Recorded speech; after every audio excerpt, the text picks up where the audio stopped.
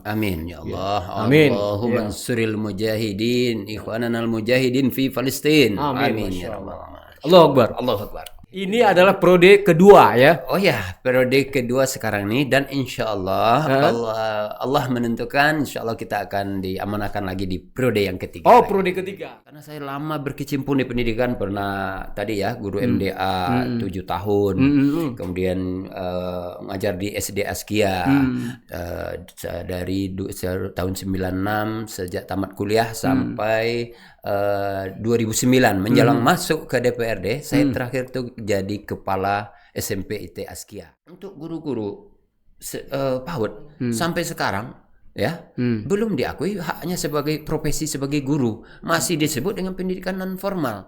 Izin Pak Presiden, saya pun Ardi dari PKS DPRD Kota Padang ingin menyampaikan aspirasi harapan warga kami, ingin Bapak Anies menjadi presiden dengan alasan ada 4 alasan saya bilang sama Pak Anies.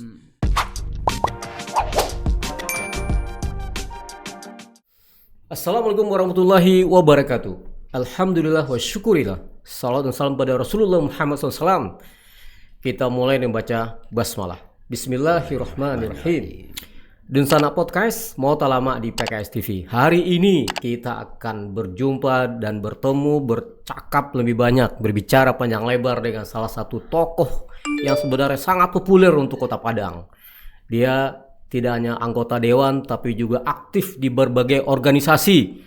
Malah kalau saya melihat saya pribadi ada di mana-mana kayak gitu. Walaupun tetap di PKS gitu ya, tidak kemana-mana. Baik, kita sapa dulu tamu kita pada hari ini, Bapak Pun Ardi. Assalamualaikum warahmatullahi wabarakatuh. Waalaikumsalam warahmatullahi wabarakatuh.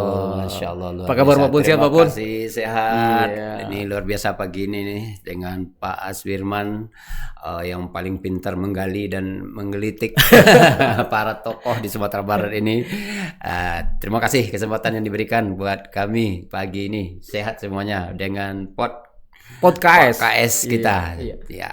Baik Dusana, sebelum kita mulai panjang lebar bicara dengan Pak Pun ya, kita juga mengajak semua pemirsa Dusana Podcast untuk sama-sama berdoa terhadap saudara-saudara kita di Palestina. Mudah-mudahan Allah memberikan kemenangan dan kemudahan untuk saudara-saudara kita di sana. Amin ya Allah. Amin. Allahumma ansuril mujahidin, ikhwananal mujahidin fi Palestin. Amin. Ya Allah. Allahu Akbar. Allahu Akbar. Baik, kita bicara dengan Pak Pun ini ya tentu banyak di antara kita yang sudah sangat kenal dengan Pak Pun, karena kalau kita kemana-mana selalu kadang-kadang ada Pak Pun gitu kan.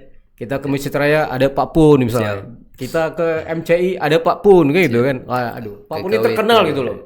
Amin. Amin. Mudah-mudahan lebih terkenal di langit sana. Ya, amin. Pak Pun boleh sapa dulu. Siap. Pak Pun sapa dulu pemirsa Dusana Podcast kita, silakan.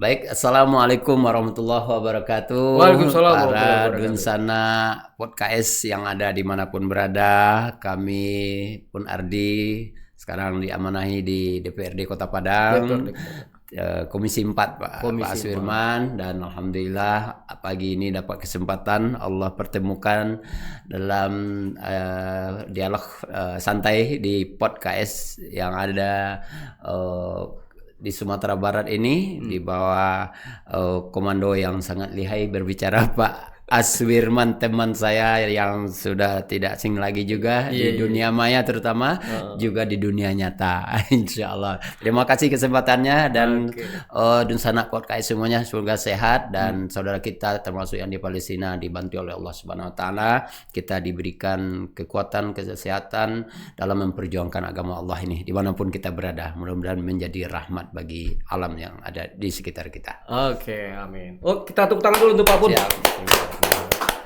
Ya, jangan lupa Dunsana Podcast ya, ikuti terus podcast ini, maka kemudian jangan lupa berikan komentar terbaik Anda dan jangan lupa juga isi link ya di description kita. 5 ya, seperti biasa 5 komentar terbaik akan diberikan hadiah oleh Pak Pun ya. Amin insya Allah. Kalau bisa lebih 5 aja lah Pak. Lebihkan dari 5 ya, baik.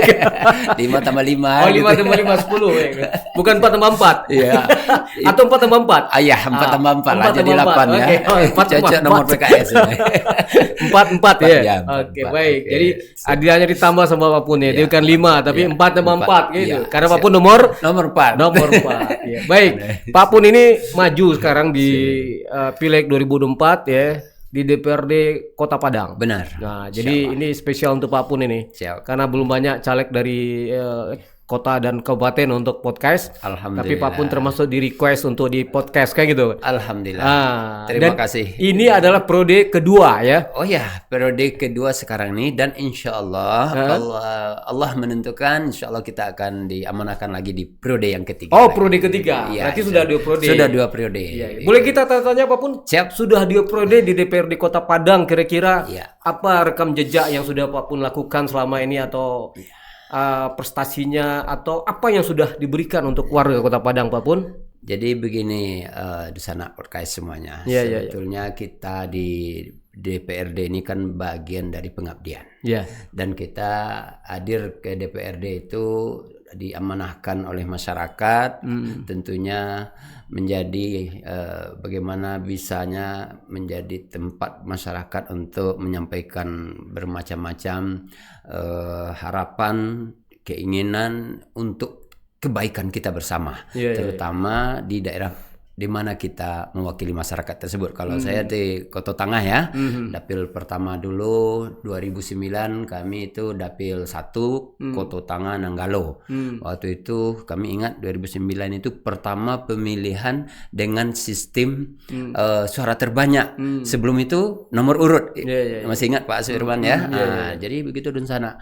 Kami hadir di situ sebetulnya pindah amanah saja. Sebelumnya kami diamanahi lebih lama di pendidikan nih Pak Pak Suirman. Kami 20 tahun lebih mengabdikan diri di pendidikan. Mulai dari informal non formal ya. Kepala sekolah tepatnya. Awalnya bukan dari kepala sekolah. Oh, bukan. Justru dari guru mengaji nih Pak Suirman. Jadi jangan salah Pak Suirman guru ngaji pun bisa jadi anggota dewan kiranya Pak. Pak Pun sudah yang kedua. Nih Sebelum ini Iya. ada mantan rektor MDA Iya. jadi anggota dewan 4 periode. 4 periode.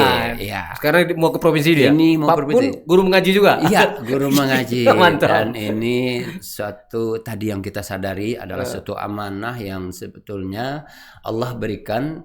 Mungkin di sini ada kebaikan yang ada di dalam amanah ini buat kita berbagi dengan saudara-saudara kita. Nah, di sana podcast saya melihat daripada adanya kita di DPRD itu selaku wakil rakyat, ya kan, wakil rakyat. Memang kita bagaimana bisa mewakili rakyat yang kita wakili itu sendiri.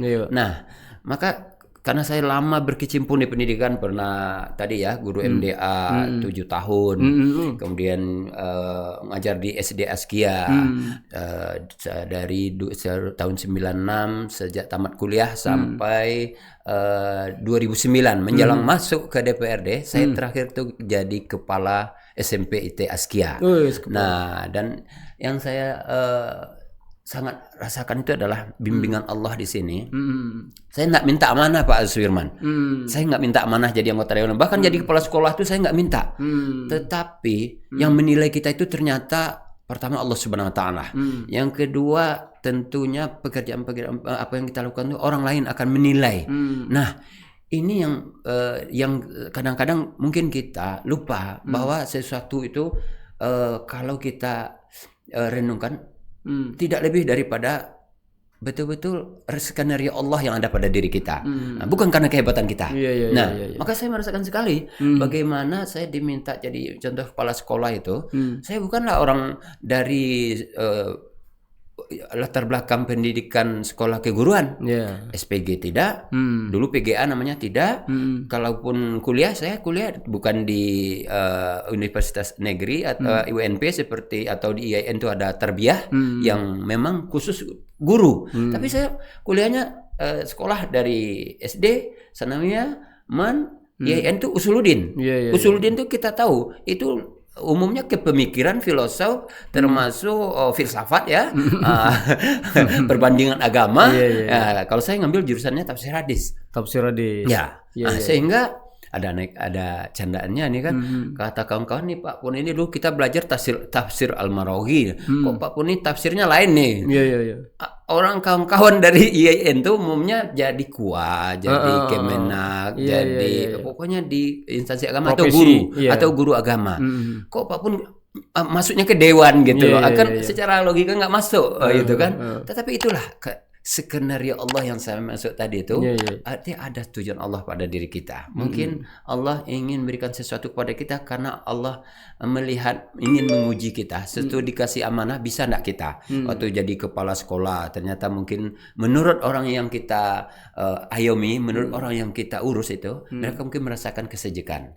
Merasakan dia itu ada kedekatan dan rasa kita punya ketautan hati. Nah, sehingga kita jadi kepala sekolah karena kita tidak berambisi dan bukan permintaan kita, ya kita jalani aja sesuai dengan kemampuan dan apa yang kita bisa, yang terbaik yang kita berikan. Nah, akhirnya 2002, 2003, 2004 3 tahun jadi kepala SD Askia. 2006 kita diminta jadi kepala SMP Askia. Nah, bayangkan. 2006. Ya, artinya apa? Dengan tidak punya latar belakang guru, ternyata kita bisa. Menurut orang yang kita mengamanahkan kita, waktu itu Pak Irwan Prayitno, guru kita, ya, yang sempat jadi gubernur Sumatera Barat 2 periode, jadi anggota DPR RI 3 periode, kemudian beliau pendiri Askia. Seorang psikolog, berarti dia melihat kita, menilai kita, berarti kan ada sesuatu kepercayaan yang dia yakin kalau diserahkan kepada kami untuk mengemandoi sekolah ini, insya Allah akan sukses. Dan mungkin di sana podcast tahu Askia itu gimana persaingannya untuk di antara sekolah-sekolah ini, termasuk sekolah yang sangat diminati. Untuk masuk saja itu seleksinya luar biasa ketatnya, dan dengan biaya sekolah yang bukan relatif murah ya, tapi mahal. Tapi kenapa orang mau? Dengan kepala sekolah juga bukan dari guru, bukan dari latar belakang guru, karena kita kepala SD, kepala SMP kan 6 tahun, 7 tahun, ya di SMP 2006, 2007, 2008, 2009, 4 tahun, di SD 3 tahun tadi, berarti 7 tahun. 7 tahun mengabdi di Askia. Bukan, di Askia 13 tahun. Oh, 13 tahun. Ya, tapi jadi kepala sekolah 7 tahun. Berarti 8 tahun tambah dia 13 tahun, berarti 6 tahun guru, 7 tahun jadi kepala sekolah. Dari kepala sekolah SMP langsung meloncat ke DPRD. Ini Pak Sirman dan Sanak Podcast yang kami waktu itu protes. Saya ini orangnya suka protes ini Pak. Walaupun saya ini begini, tapi saya suka protes. Orang sebaiknya suka protes juga. Iya, suka protes. Kalau itu tidak sesuai dengan menurut kita yang sebenarnya, yang semestinya. Kalau itu tidak sesuai dengan hati kita, kita protes. Kenapa? Kita harus bicara dari hati, dengan hati gitu kan. Dan pertimbangannya tuh terakhir itu adalah kolbu, hati. Nah, waktu itu Pak Irwan Prayitno, saya pernah membuat tanda tangan semua guru memprotes kebijakan dari Askia itu karena ada pemotongan uang kesehatan guru. Saya komandonya untuk mendemo Pak Irwan waktu itu, walaupun beliau seorang tapi masa lalu lah itu masa lalu. Tapi artinya apa? Kita kalau ada sesuatu yang nggak baik itu kita harus bersuara. Nah, begitulah, itu mungkin yang mengantarkan kita salah satunya dinilai oleh orang mungkin ini bisa untuk menjadi penyaluran aspirasi masyarakat, karena mau berbicara sesuatu yang menurut kita itu memang harus berani untuk bicara kan gitu kan. Jadi dianggap layak untuk menjadi DPRD karena berani juga untuk bicara di momen-momen seperti itu kan, di parlemen lah kayak gitu. Betul, karena kalau di parlemen itu kan berbicara, parle itu bicara kan. Kalau kita diam-diamnya di sana ngapain jadi wakil rakyat? Tapi kalau politik santun gimana Pak Pun? Ya, bicaranya yang santun. Kita harus punya dengan data. Bukan tidak bicara ya? Iya, tapi tetap dengan santun. Nah, apalagi kita orang Minang harus tahu jangan nampe kan. Nah, kayaknya bukan nama nampe, tapi harus tahu jangan nampe. Gitu. Artinya politik santun itu bukan berarti mengamek-ngamek saja. Bukan, tapi artinya tetap kita diam. berbicara dengan cara yang santun dan argumentasi yang benar, dengan data dengan yang data yang valid, terukur, gitu. kayak gitu. Jadi bukan politik santun itu bukan tidak bukan bicara, asal ngomong juga. Oke, baik. Iya kan? Itu dia. Berarti Pak Pun sudah di Prode. Ya. Selama di Prode ini apa Jadi yang sudah kira-kira apa? karena kita sudah biasa dengan masyarakat, ya tugas kita pertama melayani masyarakat. Melayani masyarakat. Contoh kecil. Masyarakat itu dia bagaimana mereka memilih anggota dewan itu karena dia punya harapan. Apa contohnya? Mungkin selama ini mereka sudah punya kegiatan seperti saya bilang tadi, kita kan bidang kita pendidikan. Selama ini kita sudah mengelola pendidikan, ada PAUD, ada PAUD, ya kan? Ada TK, ada PAUD, ada MDA, TPQ. Kalau sekarang dulu TPA namanya ya, TPA MDA, sekarang TPQ dengan MDTA gitu ya, rumah tahfiz dan macam. Mereka selama ini sudah berbuat untuk membantu masyarakat, tetapi sering apa yang mereka diperbuat itu kadang tidak mendapat sokongan dari pemerintah. Padahal ini membantu tugas pemerintah loh, ya kan? Mencerdaskan anak-anak PAUD itu kan anak-anak usia emas, ya. Tapi mereka belum diakui haknya selaku guru pendidik, ya. Guru yang mestinya ini kan tanggung jawab pemerintah mendidik, kan? Iya betul. Itu dijamin loh, ya kan? Tanggung jawab pemerintah. Tapi ini tidak. Untuk guru-guru PAUD sampai sekarang, ya, belum diakui haknya sebagai profesi sebagai guru, masih disebut dengan pendidikan non formal. Oh, masih non formal. Non formal. Kalau SD, TK, SD, SMP, SMA itu udah pendidikan formal. Tapi PAUD non formal. Namanya non formal itu sama ibaratnya kita punya anak tiri, anak kandung. Yang ini dianggap anak kandung, ini dianggap anak tiri. Padahal untuk Pak Asirman ketahui itu di Kementerian Pendidikan itu dirjennya aja namanya Dirjen PAUD. Ya, Dirjen PAUD. Dirjennya ada? Iya.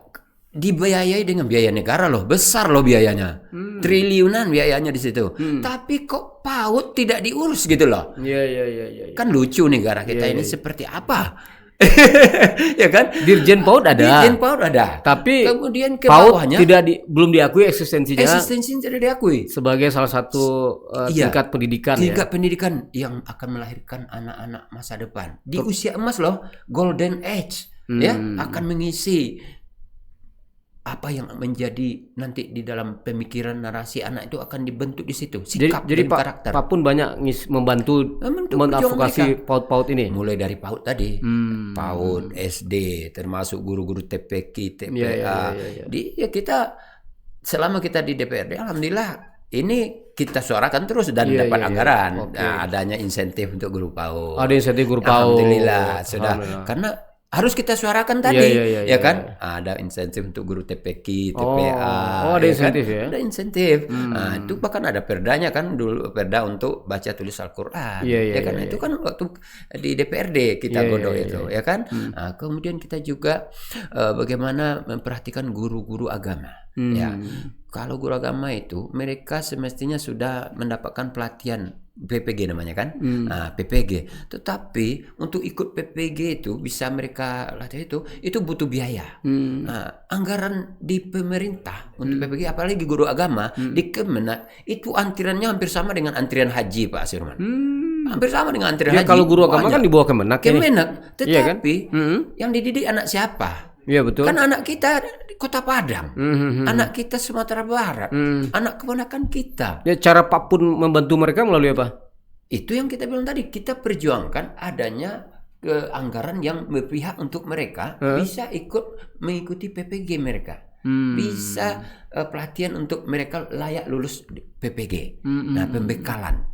Nah, itu kalau orang selama ini tidak punya pengalaman di pendidikan, mereka nggak tahu itu, Pak. Termasuk PAUD tadi. Masih ada teman-teman kita, maaf, di DPRD, PAUD itu apa tuh jenis maklumnya?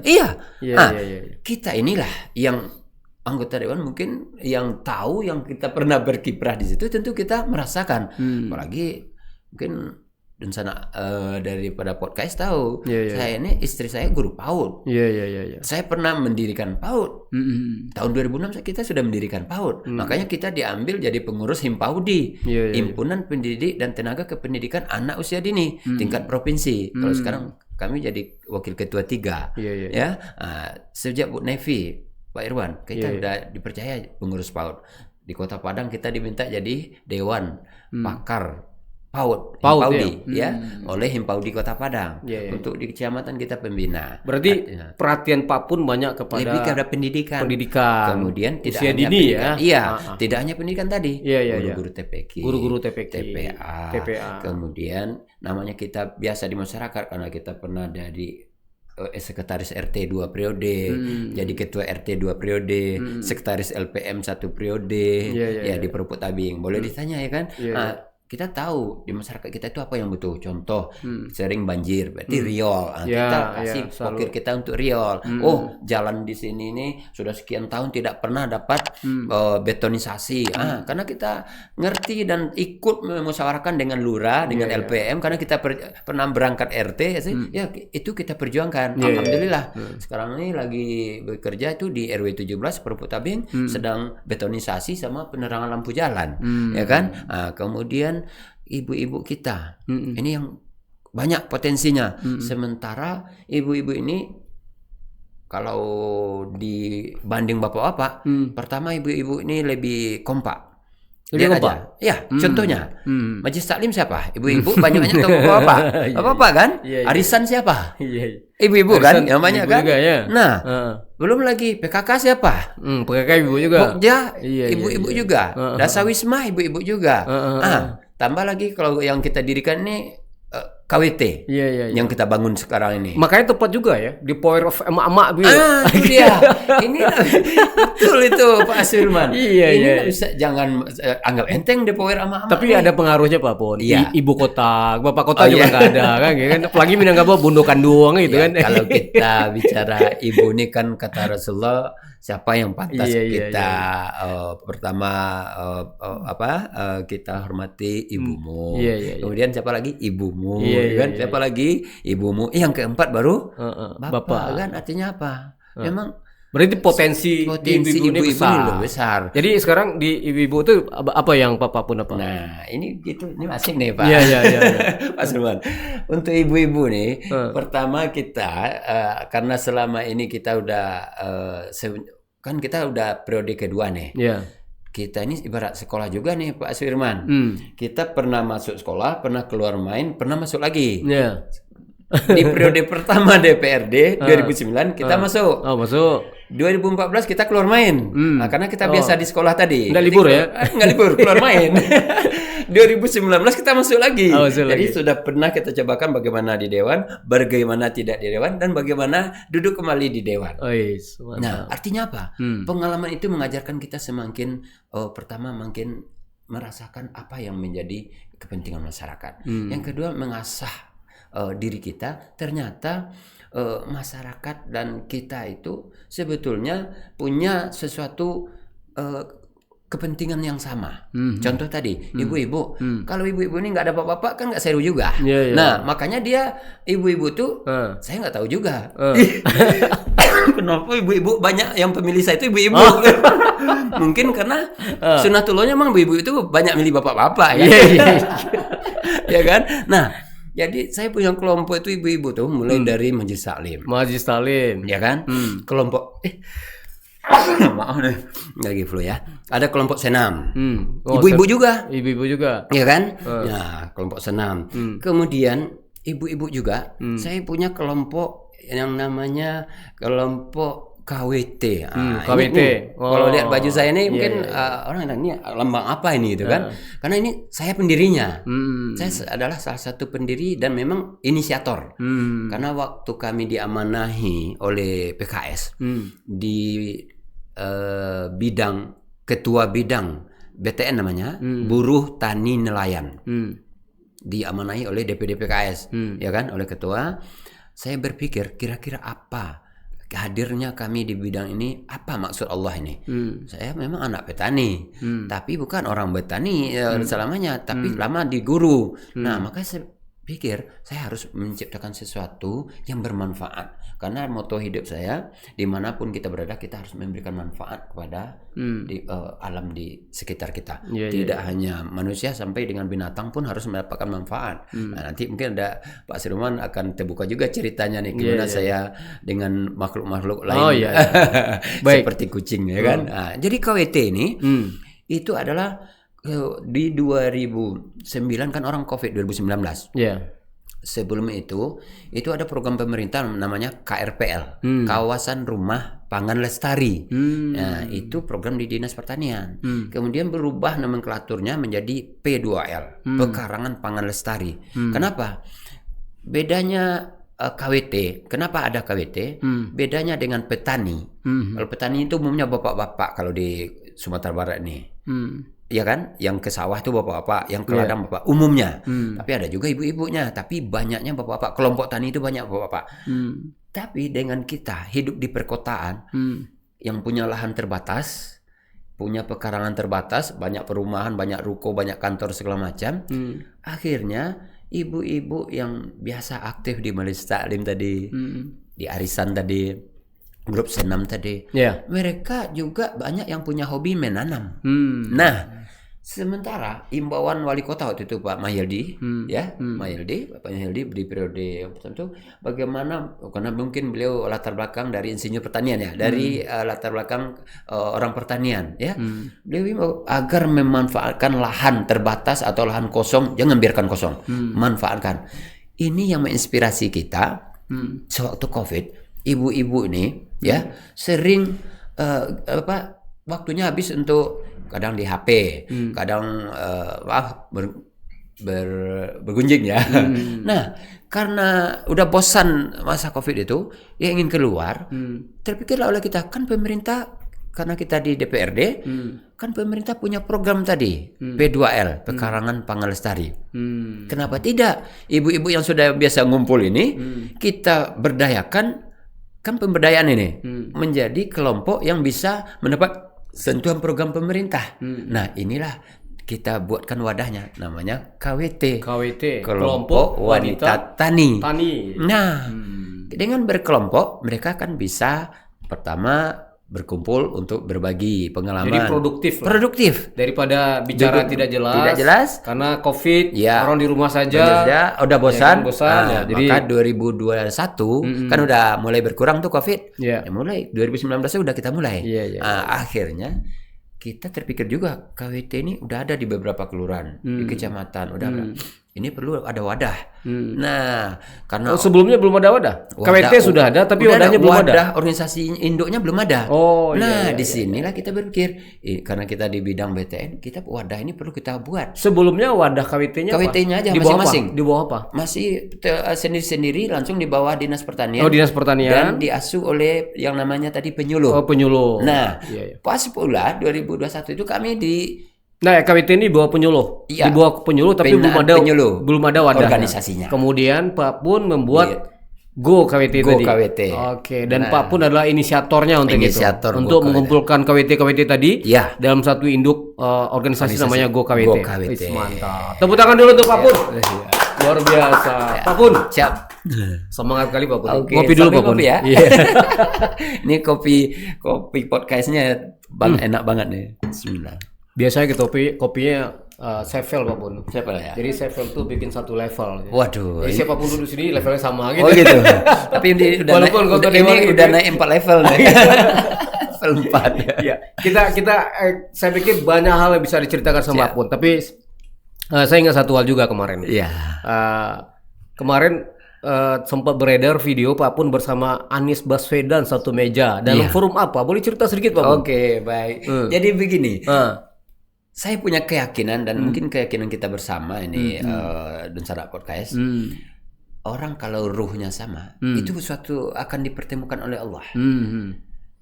Inilah yang menurut hemat saya, kenapa saya bisa ketemu dengan Anies Baswedan. Iya. Karena jujur, saya dengan Pak Anies itu banyak kesamaan kiranya.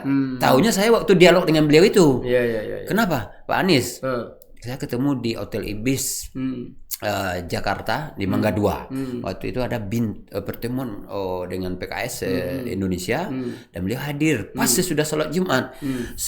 Karena saya dapat informasi beliau akan hadir, saya dari malam itu sudah coret-coret, Pak. Apa yang mau saya sampaikan kepada Pak Anies selaku calon presiden yang akan maju di sudah cancang nih kalau jumpa Pak Anies saya akan menyampaikan sesuatu, ini. Menyampaikan apa sesuatu. yang mau saya sampaikan kayak gitu. Jujur kan, kawan-kawan biasanya kan kalau ketemu dengan calon presiden atau foto, selfie atau salaman gitu kan, kalau itu hal biasa. Kalau saya menginginkan sesuatu yang luar biasa, menyampaikan sesuatu kepada dia, sesuatu yang berharga. Nah, apa yang saya sampaikan? Izin Pak Presiden, saya bilang. Itu semeja seperti ini nih, berhadapan-hadapan, bahkan salaman dulu. Nanti bisa lihat video saya sendiri bersalaman. Izin Pak Presiden, saya pun Ardi dari PKS DPRD Kota Padang. Ingin menyampaikan aspirasi harapan warga kami, ingin Bapak Anies menjadi presiden dengan alasan ada 4 alasan saya bilang sama Pak Anies. Pertama, Pak Anies orangnya P menurut saya, yaitu perubahan, pembawa perubahan.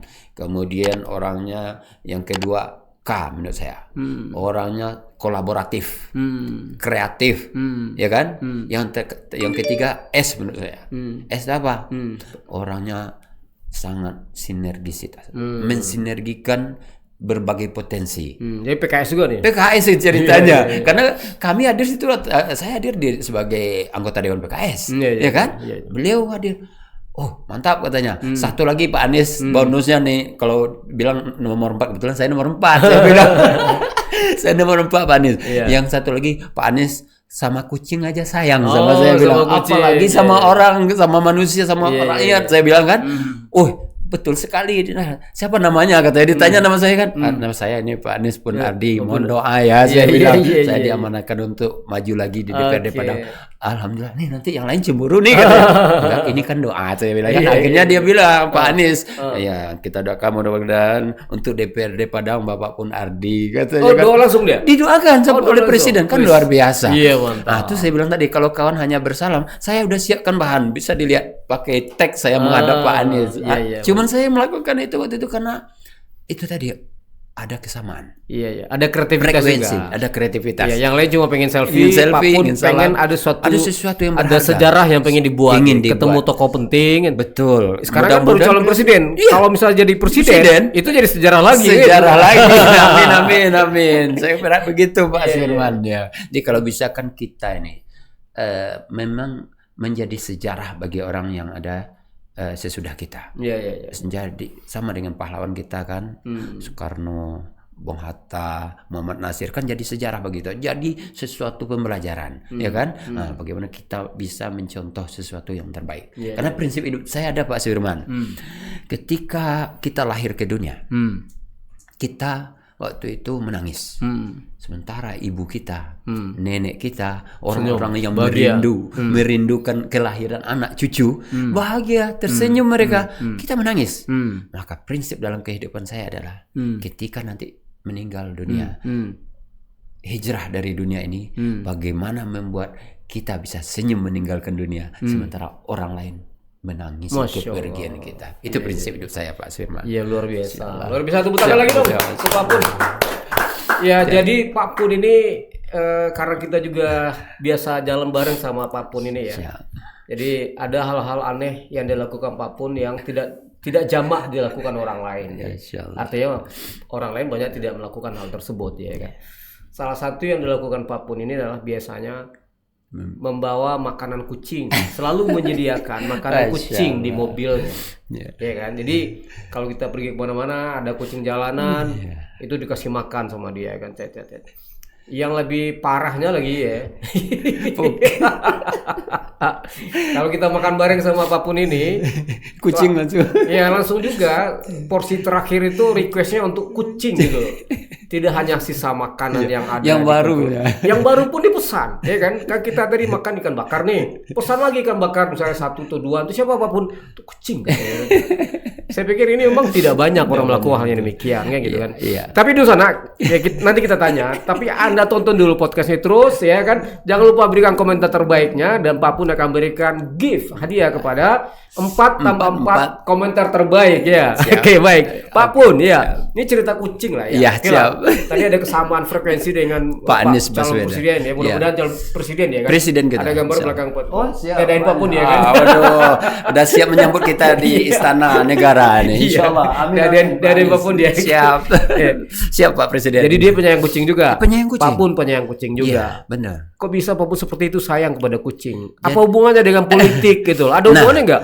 Saya sesuatu itu menurut yang pengalaman yang saya rasakan. Iya. Ternyata kita berbuat baik itu pasti Allah balas. Ya. Ala kulli hal termasuk kepada binatang pun. Setiap kebaikan akan Pasti dibalas walaupun Allah. sebesar Walaupun belum tentu yang kita tolong itu yang akan menolong kita. Betul. Nah, ini keyakinan yang pertama. Yang kedua, saya baca-baca dalam sejarah Rasulullah itu juga penyayang kucing. Nah, ini yang menginspirasi saya. Artinya apa? Kalau Rasulullah menyayangi kucing, berarti kan kucing itu makhluk yang termasuk yang makhluk peliharaan yang harusnya kita hormati.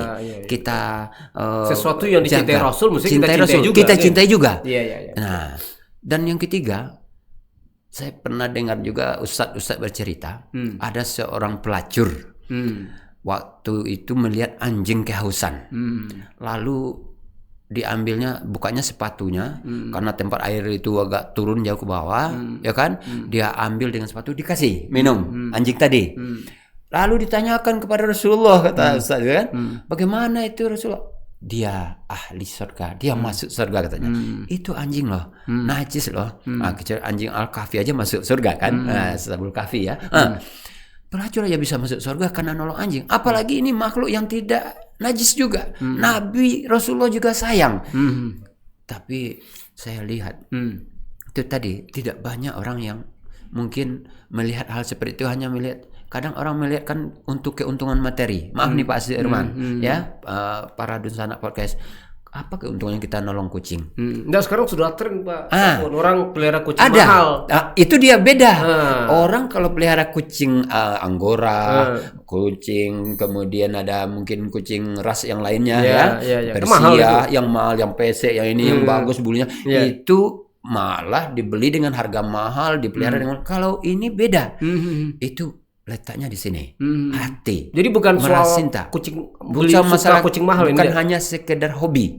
Kalau itu kan lebih banyak hobi. Kalau kita tidak, ada cinta, rasa kasih sayang. Karena Nabi Muhammad itu kan Raufur Rahim. Dia sangat penyayang. Baik ke kucing pun dia sayang. Itu yang ingin kita sampaikan pesannya. Ternyata kita apa yang dicintai Rasulullah, ya berarti kita harus sayangi juga, ya kan? Mudah-mudahan kita dikumpulkan bersama Rasulullah nanti dengan yang disayangi tadi. Dan ada, ini mungkin Pak Firman ketawa kalau dengar cerita saya ini masalah kucing ini. Iya. Saya kan biasa kasih makan kucing itu, saya tinggal di asrama haji itu, hampir tiap hari itu. Kucing peliharaan Pak Pun berapa? Sekarang sekitar 10 tadi. Tadi pagi baru lahir kucing di rumah. Saya mau berangkat ini, lahir 2 di dalam kebun dia beranak. Kucing itu kucing dibuang orang ke rumah. Lahir di kebun. Saya mau berangkat, dengar anak kucing nangis kan. Ya Allah, saya bahasa kucing itu ngerti. Ini bahasa menangis ini, bukan bahasa gembira gitu kan. Saya ambil, saya bawa, saya lihat masih panjang pusarnya itu, belum dipotong, induknya enggak bisa. Akhirnya saya turun jadi dokter, jadi bidannya, langsung saya potong tali pusat kucing itu masih panjang dan sudah dililit oleh tanah-tanah hitam. Nanti dari malam dia bergumul dengan tanah. Saya bersihkan, saya potong, saya masukin kedua-duanya ke dalam kardus dengan alas yang bersih. Nah, ternyata sampai di rumah saya taruh di bawah, enggak mau dia. Saya taruh di kasur, baru dia tidur. Saya taruh di kasur dengan induknya. Tadi saya sempat foto, nanti saya lihatin ya. Lalu saya mau berangkat lagi pas sudah sholat duha tadi. Dengar lagi kucing ini menangis. Ternyata ada lagi 3 di kandang. Berarti 5. Saya tahu kucing ini anaknya 2, kok ada lagi 3, berarti ada orang yang ngantar anak 3 kecil mirip dengan anak yang ini. Saya taruh lagi ke induk kucing. Jadi induk yang tadi cuma punya 2 jadi 5. Jadi 5 anak 3. Cuman pelajaran yang saya ingin sampaikan, yang saya ambil adalah kucing aja dia sayang sama anak, bukan anak dia susukan. Dia susukan 5-5-nya.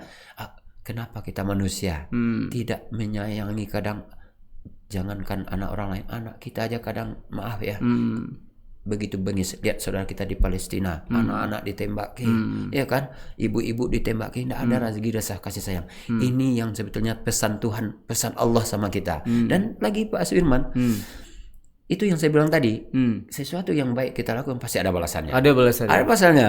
Jadi ketika saya setiap hari ngantar makanan kucing tadi, ke dekat tong sampah, itu tempat orang membuang kucing biasa. Kalau yang kecil saya ambil, saya bawa. Nanti saya antar ke rumah komunitas peduli kucing Padang. Kita punya komunitas Pak Suirman. Ada komunitas. Kebetulan saya jadi pembinanya di sana. Pembina komunitas peduli, bukan penjara. Peduli kucing Padang. Kucing Padang. Ya, PKP. Nah, kalau dulu namanya KPK, komunitas bukan pencinta ya, peduli ya. Peduli. Berarti yang pelihara kucing-kucing jalanan ya. Kucing jalanan, bukan kucing sakit, kucing yang ditabrak. Ada komunitasnya itu ya? Ada. Itu teman saya di rumahnya lebih 100 kucing. Itu rumahnya khusus untuk kucing 100 aja. kucing. Lebih 100 di Kota kucing. Padang. Kota Padang. Kalau mau pergi nanti hubungi Mak Salmi di Ulu Gadut. Dan itu bukan kucing mahal-mahal itu. Tidak, kucing yang sakit, kucing yang dibuang orang, kucing yang anak-anak yang terlantar itu. Ya, saya kalau lagi mau pergi tugas keluar sebagai anggota dewan, pas ada anak kucing itu saya bawa ke rumah, kalau saya mau pergi saya antar ke sana. Jadi dia terima itu, tidak pernah menolak, dan ada aja rezekinya oleh Allah. Ini makanya saya yakin setiap yang baik kita buat pasti dibalas Allah. Jadi ada ceritanya preman nih. Teman-teman duduk di depan asrama haji. Setiap hari dia mungkin ngintip saya ngasih makan kucing. Ada di depan itu warung, ada bengkel, nanti ada bak sampah.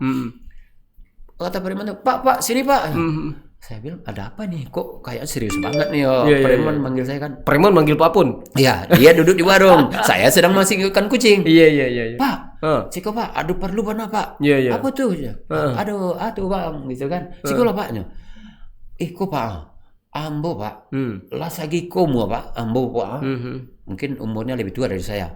Tapi Pak, sampai kini kok belum pernah Ambo sebelum Iko kok milih caleg-caleg koleh Pak. Pernah ikut pemilu koleh ya. Golput sama kok. Tapi Pak, waktu Patang 2019 itu, ini waktu cerita itu pas sesudah pemilihan legislatif 2019. Ambo takana Ambo, apa tiap hari magi makan kucing kemari Paknya. Ambo langsung tagak pergi ke TPS, apa saya mau cucu aja wajahnya. Masya Allah. Jadi luar biasa. Itu. Jadi kucing ada suaranya rupanya. Ini kan tidak masuk logika, Pak. Tidak masuk logika. Oke, tepuk tangan. Ini story yang luar biasa ini. Jadi kalau kisah saya dan kucing ini tidak habis-habis Pak Sulman. Iya, maka kucing ada suaranya rupanya. Gitu. Itu baru satu. Preman aja bisa tergugah hatinya karena kita ngasih makan kucing kan. Ada emak-emak lagi di Tunggu Hitam tuh namanya Mama Usi. Saya lihat di rumahnya tuh kamarnya itu penuh kucing aja isinya. Ada 8, ada 10. Ya kucingnya lebih 40. Iya, ada yang sakit, ada yang ini, ada juga yang kucing yang bagus, kan. Tapi macam-macam kucing. Saya datang main ke sana, kebetulan bukan main. Saya mau tugas ke DPRD, ada anak kucing dibuang orang di Tunggul Hitam itu, ada bak sampah sebelah kuburan. Saya bawa, saya ingatlah saya ada teman saya Mbak Mama Usi di sini yang melihara kucing. Wah, saya antar ke sana. Pas saya sedang mengantar itu, orang lagi ramai depan rumahnya, ada lapangan tempat bermain-main, ibu-ibu ramai ngumpul kan. Bu-ibu kesini katanya. Ada apa Mama Usi? Sinilah, kan. Ini teman saya, ngumpul. Iya, namanya Pak Pun Ardi. Itu menjelang 2019 kemarin juga tuh. Namanya Pak Pun Ardi. Terus ada apanya? Ini nanti dia mau maju untuk DPRD, pilih ya katanya. Kenapa kata teman-temannya kan heran, kita udah kenal kan. Kenapa? Iya, dia sama kucing aja sayang katanya kan. Apalagi sama kita katanya. Sama kucing aja sayang. Kucing aja sayang. Apalagi sama orang. Jadi iya kata ibu-ibu itu kan, itu kan suara berarti. Gara-gara kucing, ibu-ibu jadi milih kita loh. Jadi kucing ada suaranya. Jadi bukan meong-meong aja, suaranya pun ada di TPS itu. Jadi tahun 2023 ini saya ngasih, jujur, mungkin baru saya yang ngasih pokir untuk pengobatan kucing-kucing terlantar. 20 juta. Untuk pengobatan kucing-kucing terlantar di komunitas peduli kucing Padang. Saya serahkan untuk beli obat, mau bawa ke dokter, saya kasih 20 juta. Iya. Mantap. Jadi itu kan makhluk Allah. Iya. Apalagi kesayangan Nabi, ya kan? Betul. kalau kita peduli, alam itu akan membalas kepada Iya, kita. iya. Walaupun itu tanaman, walaupun itu kucing, ayam segala macam, ketika kita sayangi, dia akan balas kepada kita. Iya, iya. Mungkin dia tidak balas langsung, tapi dengan zikirnya, dengan doanya tadi, orang hatinya tertarik. Ini sebenarnya pengalaman spiritual Iya. pemahaman Pak Pun ini tidak bisa dimiliki oleh banyak orang. Hanya bisa dimiliki oleh orang-orang yang memang mendalami dan Melakukan, betul. Iya kan? Betul. Karena rasa itu tidak bisa dibeli. Tidak bisa. Iya. Betul, Pak. Rasa itu Allah yang berikan. Kasih sayang itu, Kasih betul. sayang itu Allah yang berikan. Iya. Orang bisa mungkin cinta kucing, orang mungkin cinta yang lain, kan itu tergantung rasa yang Dasar. Allah berikan. Betul. Dan sekarang Allah memberikan rasa sayang pada kucing Pak Pun itu, Iya. sehingga kemudian membuat Pak Pun begitu sayang pada kucing, dan ternyata semua kebaikan yang Pak Pun lakukan untuk kucing Dibalas oleh Allah. Saya duduk DPRD ini berarti ada suara kucing nih. ya, makanya tadi tidak ada logika, kucing ada suaranya, tapi dengan pengalaman seperti ini, ya apa yang Pak Pun lakukan itu kebaikan-kebaikan ternyata berpengaruh kepada suara. Bapak. Iya, luar biasa. Tepuk tangan lagi deh. Ini mantap juga nih. Pak Pun banyak aktif di berbagai organisasi, ya kan? Betul. Di MCI juga. Iya. Itu sebagai pembina Pak Pun ya. Dewan Penasehat. Dia penasehat Mu'alaf Center Indonesia Sumatera Barat. Mualaf Center Indonesia. Iya, dari banyak mu'alaf di situ, dan alhamdulillah mungkin karena kita aktif di masjid, kemudian di BKPRMI, BKPRMI juga. Ya, BKPRMI sebagai Badan Komunikasi Pemuda Remaja Masjid Sumatera Barat, sekarang dapat amanah jadi ketua 1. Ketua 1. Ya, bidang kerjasama hubungan dengan lembaga itu kita itu. Akhirnya termasuklah MCI ini, Mu'alaf Center Indonesia ini kan khusus membina para mu'alaf. Jadi ceritanya, karena kita sering diminta tolongi dan bertemu dengan orang-orang yang ingin masuk Islam. Betul. Dan kita pengurus masjid juga, pengurus di remaja masjid juga di Sumatera Barat. Jadi waktu itu ada mu'alaf dari keturunan Jepang. Namanya Ichiro Hayashi. Ichiro Hayashi. Nama Jepangnya, tapi nama hijrahnya Abdul Aziz. Nah, dia pindah dari Jakarta ke sini karena sudah masuk Islam. Dia tentu diusir oleh keluarga. Dia diterima lagi. Pas pindah ke sini tuh, dia disahadatkan di Masjid Al-Hakim di pinggir laut. Nah, sesudah disyahadatkan, kan tuh dia perlu data, perlu di pergantian KTP. Di sini dulu agamanya Kristen, sekarang di Islam. Nah, akhirnya bertemu dengan kita. Ada yang menghubungkan dengan kita, Mu'alaf Center tadi. Lalu Mu'alaf Center ini minta tolong bantu nih Pak Pun. Sebelum itu kita udah banyak juga mensyahadatkan orang. Bahkan kita 2 tahun 1993 kita sudah pernah ke Mentawai, daerah Tailileo. Itu lewat Dewan Dakwah, ya kan? Itu pergi mensyahadatkan ke Mentawai. Ada yang masuk di Kelurahan Mentawai itu, ada kepala desanya Pak Hamzah namanya, ada anaknya si Iman nama panggilannya, kemudian ada Kere itu kan di sana dukun itu, orang yang biasa ini di supranatural-nya ya. Kere. Nah, si Kere itu disyahadatkan dan membawa kambing korban ke sana. Nah, akhirnya memang karena kita biasa aktif di masjid dan di remaja masjid BKPRMI, datang mu'alaf ini saya bantu bikinkan kakaknya pindah dari Capil Jakarta pindah ke Kota Padang. Saya mintalah karena kita di komisi waktu itu pernah di komisi 1, tolong siapkan pindahkan kakak Ichiro Hayashi ini, nama hijrahnya Islamnya adalah Abdul Aziz, dari Jakarta ke sini. Alhamdulillah dibantu oleh Capil. Nah, karena kan online, bisa ya online. Akhirnya saya diminta jadi penasehat di Mu'alaf Center Indonesia, Sumatera Barat. Ketua nasional sudah Steven udah meninggal, baru meninggal. Nah, kalau Sumatera Baratnya ketuanya Pak LK Oi Sinarli, mu'alaf yang punya usaha pupuk Taniku. Ya, akhirnya diminta, ya alhamdulillah apa yang bisa saya lakukan di mu'alaf, pertama membantu pembinaannya. Lalu berarti kan butuh sekretariat. Saya hubungkan dengan pemerintah provinsi, karena ini adalah mu'alaf center tingkat provinsi, saya minta ruangan di Masjid Raya. Akhirnya dapat ruangan untuk pembinaan mu'alaf di Masjid Raya Sumatera Barat. Nah, sampai sekarang alhamdulillah mu'alaf ini ada ustaz-ustaz yang selalu membimbing. Kemudian ada pembinaannya, ada kantornya di Masjid Raya Sumatera Iya, Barat. saya lihat kemarin ada Ya. pembinaan.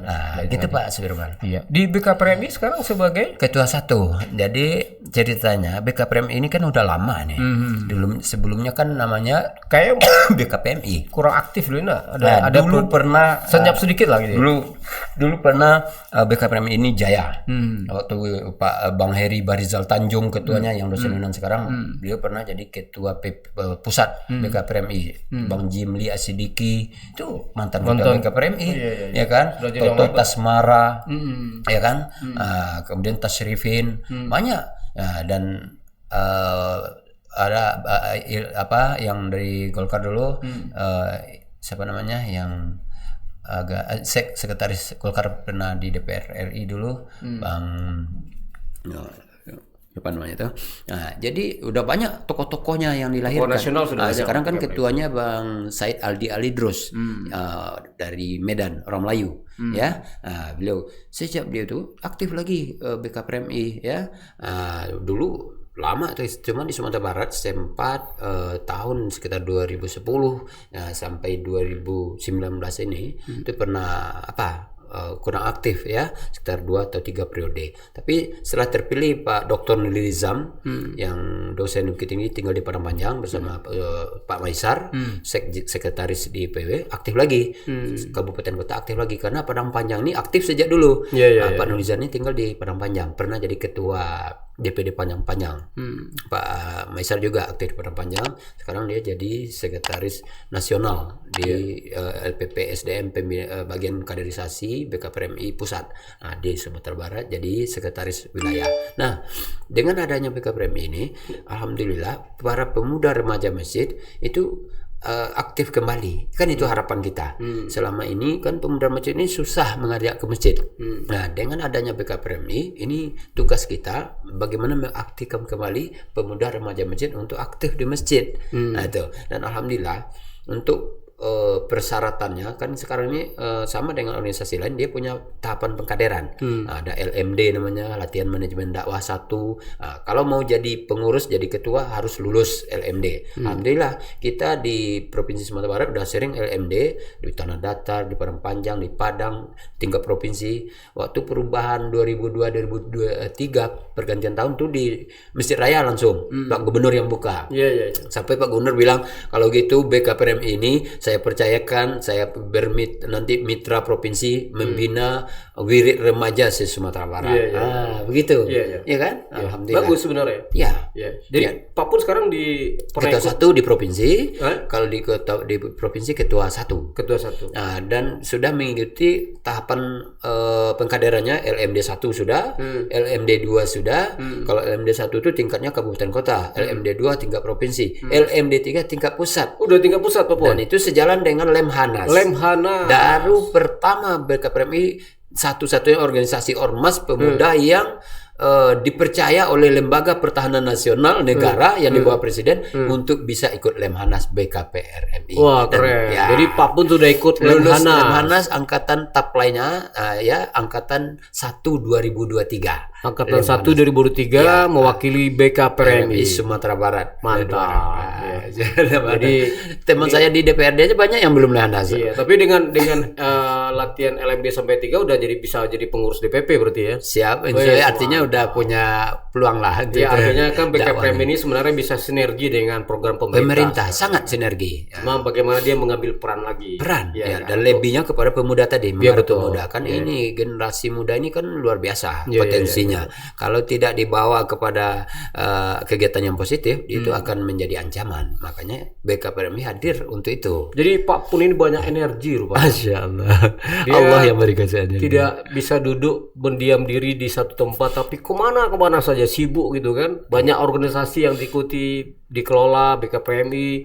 Juga ada komunitas, ada KWT, ada kucing, ada PAUD, gitu kan. Ada komunitas Rajut Bandang Sahalai. Rajut Bandang Sahalai. Ada pemuda. Berarti ini kalau untuk kita bicara Pileg 2024 sudah inilah ya, sudah close lah sebenarnya. Jangan, tidak begitu. Kita ini bekerja ini bukan hanya untuk Pileg, tapi itu adalah bagian panggilan jiwa. Secara politik, Pak Pun kan memang membidangi banyak organisasi, Iya. kayak gitu kan. Iya. Mau tidak mau tentu estimasi politik tetap harus dilakukan. Iya. Dengan aktivitas yang Pak Pun lakukan sekarang ini di banyak organisasi yang Pak lakukan, kira-kira bagaimana peluangnya untuk bisa mendudukkan Pak Pun kembali menjadi DPRD Kota Padang gitu kan? Jadi gini Pak Firman, DPRD Kota Padang atau duduk kembali itu tergantung masyarakatnya. Iya, iya. Tapi yang kita perlu, yang kita rasakan itu dan kita lakukan itu adalah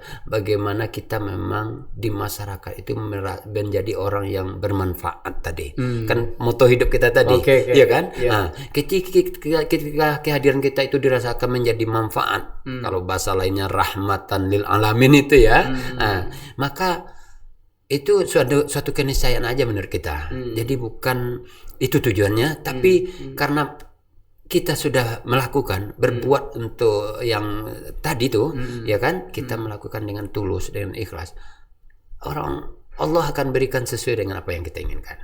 Itu keyakinan kita, Pak. Itu semua. Ya kan? keyakinan filosofi. Ya. Ya, tapi kan sebagai praktisi politik kayak gitu kan. Ya. Tentu saja kita mesti memiliki estimasi, Nah, ya benar. kan? Estimasi untuk bisa mengantarkan kita kepada Ya. kursi DPRD kayak gitu. Nah, dengan banyak organisasi ini kan sebenarnya estimasinya ada, bisa kita lakukan gitu untuk pemenangannya. Ya, kalau mau dihitung-hitung, ya insya Allah bisa dihitung sih, Pak.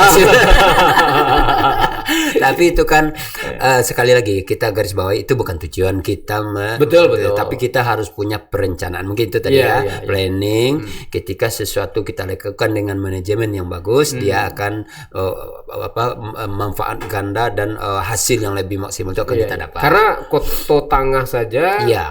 kemarin mendapat 3 kursi untuk Kota PKS, Padang. PKS kan. Benar, ya. Kemudian salah satu anggota dewannya maju ke provinsi. Iya. Nah, pertarungan kursi ketiga kemarin ini kursi baru sebenarnya nih. Betul. Tapi untuk Kota Tangah dengan catatan kalau dapat 3 kursi saja, Iya. itu podo. Iya. Masih sama dengan tuh yang lalu kan itu kan. Iya. Minimal mungkin 3 kursi. Iya. Ya, dengan 1 kursi yang masih baru nih. Pak Pun kemarin ada di peringkat 2 kan gitu ya. Dari PKS. Dari PKS Iya. ya kan. Nah, besok kalau Kota Tengah dapat 3 kursi, itu berarti masih sama dengan prestasinya Iya. yang tahun 2019. Iya. Syukur-syukur sebenarnya Iya. minimal 3 kursi dan 4 kursi targetnya. Amin. Targetnya 4 kursi kan. Amin. Nah, tentu Pak Pun sebagai salah satu tokoh politik untuk Kota Tengah Iya. ikut andil Iya. untuk bagaimana merebut 4 kursi saja. Tidak hanya sekedar mengamankan kursi Pak Pun, Iya. tapi juga Betul. bagaimana kursi keempat Iya. atau kursi ketiga ini kita pertahankan atau kursi keempat bisa diraih kayak gitu kan. Iya. Maka dengan aktivitas Pak Pun yang begitu banyak, ya tentu kita berharap ya kan. Iya. Harapan kita 4 kursi itu bisa dipenuhi gitu. Saya setuju. Jadi selaku yang kita partai kader yang Iya. membina, dan saya adalah dibina oleh PKS sejak dari tahun 98 ya. Belum PKS lagi, masih PK ya. Iya. Artinya apa? Agar kemanfaatkan dakwah, karena kita kan partai rahmatan lil alamin ya. Dakwah kita melalui parlemen ini Iya. itu harus sampai kepada masyarakat. Dan kehadiran kita di berbagai organisasi tadi ya, sebagai berbagai elemen masyarakat dalam rangka menyebar manfaat tadi, sehingga itu langsung menjadi bentuk edukasi, pembelajaran bahwa sebetulnya kita butuh memang orang-orang figur-figur yang betul-betul dekat dengan masyarakat. Iya, betul. Kemudian masyarakat juga merasa mereka punya wakil. Betul. Dan yang selanjutnya adalah kita dipilih oleh masyarakat itu bukan karena iming-iming, bukan karena kita membeli suara, tapi karena memang adanya kita di situ, masyarakat percaya bahwa kita itu menjadi wakil mereka nanti di legislatif. Dan insya Allah itu yang kita lakukan. Dan dengan itu kita yakin Allah akan berikan sesuai dengan usaha kita itu. Iya, baik. Itu Pak Sulman. Iya. Hasil tidak pernah salah. Iya. Dan kita dan juga Allah tidak akan pernah tertukar memberikan rezeki kita itu, termasuk rezeki kursi itu. Jadi nomor tidak masalah nih ya. Ini nomor apalagi kita ini sudah biasa Nomor 4 nih. Nomor 4 ya. Iya, itu kan katanya dulu 2009 itu kan Pak Pun ini kata Bang Irwan gini ceritanya waktu beliau jadi minta kita maju di DPRD. Pun nanti tolong Bang ya. Tuh Bang, itu nyari-nyari suara, nambah suara di pemilu untuk PKS ya kan. Palu bang, ambo kan lak palu sekolah di waktu itu kan kepala SMP. Itu palu nambah suara bang ya kan. Indah abang lagi nomor 1, 2, 3 ya. Jadi abang nomor sampai jadi bang dah. Kalau nomor sampai dah bang. Jadi kon nomor bersejarah bagi Pak Pun kok. Baso ternyata 2009 itu di pemilihan Nanggalo Kota berubah suara terbanyak. Dan ternyata murid-murid kita aja di Lapa itu kita menjadi suara terbanyak di Lapa itu tahun 2009. Iya kan? Murid aja pasanya orang tua. Pilih Pak Pun tuh guru ambo kalau ambo tak pilih ambo mogok tuh awas sama aja kan. Jadi itulah akhirnya nomor 1 duduk semuanya. Tambah 1 kita nomor 4. Itu 2009. Barangkali ini Allah ingin mengulang sejarah ini, kita nggak tahu bisa jadi kan. Apalagi orang Minang tahu Jona nampe deh. Kalau kita tidak ada masalah, nomor itu positive thinking aja. Inilah yang terbaik Allah berikan sekarang kan. Sesuai dengan apa yang ditetapkan oleh partai, kita dikasih nomor 4. Alhamdulillah, tidak ada masalah Pak Sirul. Yang penting tetap berjuang, berbuat. Berjuang terus. Baik Nusana, saya pikir ini panjang lebar kita sudah bicara, dan kalau bicara pasti banyak waktu yang harus kita siapkan untuk Pak Pun, tapi mungkin tetap kita ada keterbatasan ya, karena Pak Pun juga ada aktivitas dan sudah kita dengar bagaimana filosofi Pak Pun tadi. Saya pikir ada unsur filsafatnya dan keyakinannya kayak gitu kan. Karena mungkin belajar di filsafat dulu di Usuludin ya. Jadi kata-katanya penuh simbolik kayak gitu kan. Mirip Rocky Gerung jadi yang penting yang kita lihat adalah keyakinannya. Keyakinan dengan dasar perjuangannya dan keyakinan bahwasanya semua kebaikan itu pasti dibalas oleh Allah Subhanahu wa taala. Walaupun yang kita tolong belum tentu bisa maka unsur keyakinan ini yang menjadi energi buat Pak Pun. Jadi tetap melakukan apa-apa tanpa sebenarnya menjadikan itu orientasi dari keterpilihan jadi parlemen dialek nanti. Tapi tetaplah bekerja kayak gitu kan. Dengan tulus ikhlas. Catatannya tulus ikhlas. Ketulusan kita itu akan menyentuh hati. Gitu dia. Dan ikhlas itu tidak bisa diestimasi. Bagaimana Allah membalasnya kayak gitu. Dia. Baik, luar biasa. Kita tepuk tangan untuk Pak Pun. Ya, baik Nusana Podcast ya. Tonton terus dan berikan komentar terbaik Anda, dan jangan lupa isi linknya di description, maka Pak Pun akan berikan gift hadiah kepada 4 tambah 4 berarti 8 8 gift nanti berikan oleh Pak Pun. Baik, demikian barangkali. Terima kasih Pak Pun. Terima kasih juga podcast kita pada terima kasih Pak Sulman. Hari ini mudah-mudahan Pak Pun sukses. Jangan lupa ingat nomor 4 Pak Pun ya. Kita pilih lagi Pak Pun ini. Kita doakan duduk kembali menjadi anggota DPRD Kota Padang. Amin. Demikian, assalamualaikum warahmatullahi wabarakatuh. Waalaikumsalam. Terima kasih Pak Pun. Warahmatullahi wabarakatuh. Foto dulu gitu.